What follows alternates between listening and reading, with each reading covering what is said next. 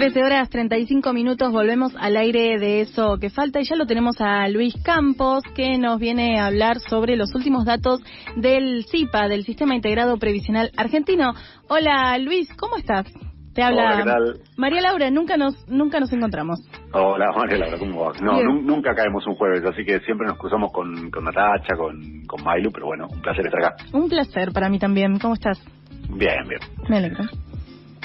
Dime, lo que vamos a hablar hoy, los últimos datos del SIPA, ¿es así? Sí, los últimos datos de empleo formal que se publicaron hace unos días y un poco como aperitivo de los datos que el INDEC va a dar a comunicar hoy en un ratito nomás a las 4 de la tarde, que ya sí son los datos del mercado laboral del primer trimestre del año, porque recordemos hay dos grandes fuentes de información que dan cuenta de lo que está pasando con la situación de los trabajadores y las trabajadoras. Una es la publicación que hace cada 3 meses el INDEC. Hoy se va a conocer aquella que responde, que da cuenta de la situación del primer trimestre del año, y otra que es más acotada, que se refiere solo al empleo formal y que publica la Secretaría de Trabajo todos los meses y que va haciendo una especie de diagnóstico muy preciso, pero limitado al sector formal de la fuerza de trabajo, que es la mitad de la fuerza de trabajo de nuestro país. En nuestro país, a grandes rasgos, la mitad de la fuerza laboral está en situación formal, ya sea asalariados, registradas en el sector privado, en el sector público, o trabajadores que están inscritos en el monotributo, que trabajan por cuenta propia y trabajan en el monotributo, y la otra mitad, de vuelta, muy a grandes números, son asalariados no registrados, es decir, cuyos empleadores no les hacen los aportes al sistema de seguridad social, trabajadoras por cuenta propia que ni siquiera están inscritos en el monotributo, es decir, si querés el sector más postergado, más complicado del mercado laboral, y obviamente los desempleados, las desempleadas que ni siquiera pueden vender su fuerza de trabajo. Así que un poco la idea de hoy es presentar estos datos del SIPA que corresponden al mes de marzo de este año, es decir, son datos que se van publicando mensualmente con un poco de demora, obviamente, porque es lo que tarda el Ministerio de Trabajo, la Secretaría de Trabajo en procesarlos, de vuelta, como aperitivo de lo que esta tarde va a dar a conocer el INDEC. Bien. ¿Qué dijo la Secretaría de Trabajo con el informe del mes de marzo? Que volvió a caer el empleo formal. Es decir, el empleo formal en el último año y medio tuvo una caída muy fuerte en el primer semestre del 2024 y luego empezaba a recuperarse muy lentamente. De hecho, la Secretaría de Trabajo, incluso los funcionarios más importantes del Gobierno Nacional, el ministro Sturzenegger, el ministro Caputo, habían festejado algunos datos de algunos meses del segundo semestre del año pasado que decían, miren, está empezando a crecer la ocupación registrada. Bueno, lo cierto es que esos fueron movimientos de algunos meses excepcionales y con un rebote muy puntual, muy marginal, muy chiquito.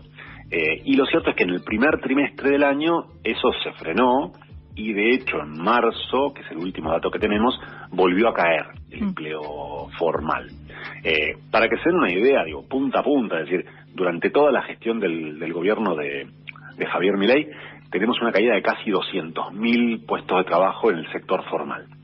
Es decir, de vuelta, la mayoría se produjo en el primer semestre del 2024, pero lo que pasa es que cuando terminó de caer el empleo, es decir, cuando se empezó a acomodar la economía, cuando se empezó a acomodar el nuevo programa económico, el empleo no empezó a recuperar. Se mantuvo más o menos en los mismos niveles de julio del año pasado.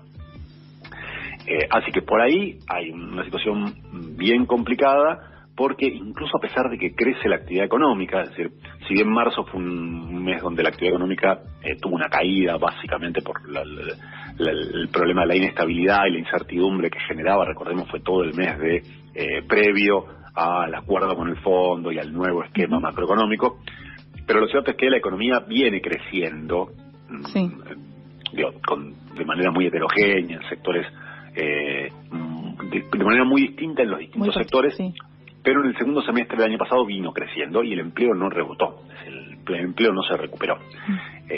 Así que ahí hay un problema que de vuelta estos datos de marzo confirman, porque tuvimos una caída importante en el sector privado, más de 7.000 puestos de trabajo que se perdieron en el mes de marzo. Volvió a caer el empleo en el sector público, que está en los niveles más bajos de los últimos casi 3 años. volvió a caer el empleo registrado en casas particulares, en las trabajadoras de casas particulares, que vienen cayendo interrumpidamente desde el 2020. Ahí tenés la caída más fuerte.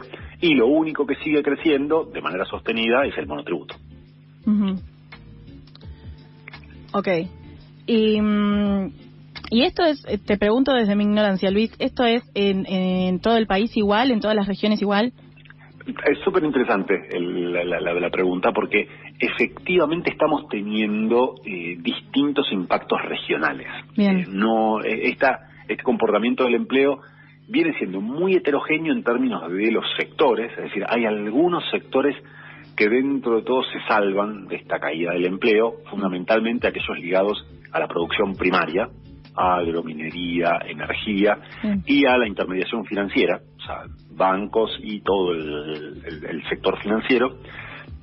Y hay otros sectores que vienen cayendo de manera muy sostenida, fundamentalmente la construcción y la industria manufacturera y algunas ramas en particular de la industria manufacturera, textiles, metalmecánica, no así la alimentación, que viene siendo alguno de los sectores que dentro de todo se salva, y el comercio, que llamativamente tuvo un crecimiento del empleo. Ahora, esto que yo te digo, un comportamiento muy heterogéneo en materia sectorial, también se refleja cuando haces la apertura por provincias. Tenés provincias donde la caída del empleo fue en el último año y medio catastrófica. A ver, uno no quiere adjetivar, pero por ejemplo en La Rioja y en Santa Cruz, que fueron las más afectadas, la caída del empleo formal en el sector privado en el último año y medio superó el 10%, es decir, se perdió más de 1 de cada 10 puestos de trabajo formales en el sector privado. Y por el contrario, la provincia de Neuquén fue la donde más creció el empleo. En el último año y medio creció un 3,5%, que es un crecimiento muy importante. Mendoza también, Chubut también. Y ahí me parece que, ligado a esta idea de la heterogeneidad geográfica de algunas provincias donde el empleo cae muy fuerte y otras, las menos, donde el empleo se recupera, me parece que hay algo que tiene que ver con cuáles son las razones que están por detrás de este movimiento del empleo ya más en el largo plazo, saliendo un poquito del dato puntual de marzo y mirando la película más larga. Y ahí, a ver, lo que hay es un cambio en la estructura productiva que está teniendo impactos en el comportamiento del empleo. Por ejemplo, en nuestro país, el empleo registrado en el sector privado está más o menos estancado a grandes números desde hace 12 años. Desde el 2012 en adelante, que no se crea empleo de manera sostenida en el sector privado. Ahora, si vos mirás los datos de Neuquén, en Neuquén el empleo registrado viene creciendo muchísimo en los últimos años. Y esto es vaca muerta. Esto es básicamente el desarrollo de la industria petrolera no convencional, el gas no convencional en la provincia de Neuquén. Ahora, ¿qué nos dice eso? ¿Qué nos dice la película del empleo en Neuquén en comparación con la película del empleo en el resto del país? Que cuando vos desarrollás un modelo productivo, una estructura productiva muy ligada a la producción primaria, es decir, en este caso el petróleo, el gas, sin tener una política industrial que genere, por ejemplo, cadenas de proveedores locales, eso tiene un impacto en empleo positivo ligado a ese sector y a ese espacio geográfico, pero que no derrama al resto del país. Claro, claro, el alrededor sigue igual o peor, mientras esto sigue mejora. Exacto, o sea, por ejemplo, y el caso de Neuquén es muy clarito, vos tenés un crecimiento muy fuerte del empleo registrado, pero que no movió el amperímetro del total del país. Y por ejemplo, algo parecido, no tanto ahora en este último tiempo, pero sí en los últimos años se ve en la provincia de Catamarca, con el desarrollo de la minería, que también creció mucho el empleo, muy por encima del promedio, el empleo, pero que, nuevamente, son dos sectores, los dos grandes sectores ganadores, si querés, de los últimos años, y que están un poco en el centro de la estrategia productiva y laboral del gobierno actual, que es decir, bueno, vamos a salir, vamos a crecer a partir de que estos sectores se desarrollen de manera sostenida. Y lo cierto es que si ese crecimiento del sector petrolero gasífero, del sector minero, no va acompañado de una política activa, industrial, de desarrollo de proveedores locales, de desarrollo de cadenas de valor a lo largo de toda la cadena, es decir, desde los primeros proveedores hasta cómo eso después en todo caso se puede procesar y agregar valor una vez que vos extraigas los distintos minerales, petróleo, gas, o lo mismo podría decirse de la agroindustria a gran escala. El problema que tenés es que posiblemente se vaya a verificar algo que vimos en estos últimos meses, que es que puede coexistir el crecimiento económico, es decir, la macroeconomía puede mostrar que que la actividad económica está creciendo, pero el empleo siga estancado. Y si el empleo sigue estancado, esto también va a ir de la mano de algo que se vio en marzo, que se volvió a ver en abril. En abril tenemos algunos datos preliminares, pero que también indican lo mismo, que es una caída salarial. Es decir, caída del empleo con caída de salarios, a pesar de que la actividad económica, en términos agregados, está mostrando buenos resultados. Con lo cual, es un poco el panorama que de vuelta. Le hacemos decir a un dato mensual, a una mirada un poco más de largo plazo de lo que está pasando con el empleo registrado, pero que nos dice mucho también de los desafíos a futuro. Porque efectivamente, si el proyecto del gobierno está focalizado en apuntalar esos sectores de producción primaria sin generar una política activa, y de vuelta, si hay algo que este gobierno no está pensando es en generar políticas estatales para fomentar sectores, para impulsar cadenas de valor. Lo cierto es que eso no se va a traducir en un crecimiento de empleo, y si no se traduce en un crecimiento del empleo, lamentablemente no se va a traducir en mejoras sostenidas de las condiciones de vida de la mayoría de la población. Claro. Y Luis, ¿cada cuánto es este informe del CIPA? ¿Cuándo podríamos ver cómo sigue esto? Mira, hoy vamos a tener, el informe del CIPA se publica mensualmente. Estos datos son, ya te digo, de la semana pasada, así que aproximadamente para el 10-15 del mes que viene vamos a tener los datos correspondientes a abril.